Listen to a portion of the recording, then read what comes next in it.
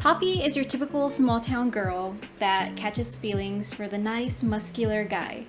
Oh, and this guy also seems to be part of some very powerful evil syndicate. Nothing out of the ordinary there. The story starts off with Poppy catching her boyfriend cheating on her. She then takes off to the city on her moped and she unfortunately crashes her bike. When she does this, her research papers fly everywhere. While she's going through the process of picking up all her papers, she encounters this bloody shoe. Of course, she just thinks it's some sort of joke played by kids and just ignores it. We as the audience, though, we know that the shoe belongs to Goliath, which is Tora's friend. We learned that he's wanted for some information that he's keeping in this notebook, and unbeknownst to Poppy, she accidentally picked up some pieces of this notebook and stored it in her own research papers.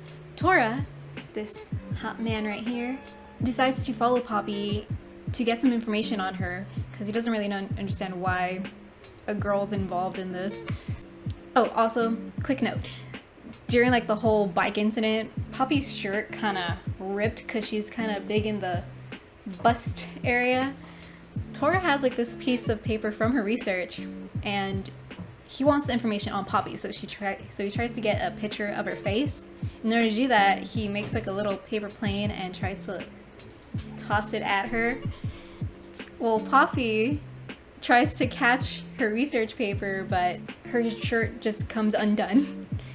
And when Tora snaps the picture, he accidentally gets her boobs in the process. After this happens, Poppy wants to report him, so she goes to the city where she's currently gonna live at and tries to report him. Of course, there's too many other important matters that are occurring at the time. The city is known for a lot of vandalism and corruption, so they take Poppy's case really lightly and just kind of discard it. Tora tries to keep tabs on Poppy and basically gets information on where she works, where she lives, stuff like that. And then we find out that Tora is actually part of this clan. He's actually the bodyguard of Quincey, who's the heir of this powerful clan. Tora and Poppy meet again when Poppy thinks that Mr. Lamb is in trouble with the mafia, so she tries to follow him and gets Tora's help to track down Mr. Lamb. He turned out to be okay, but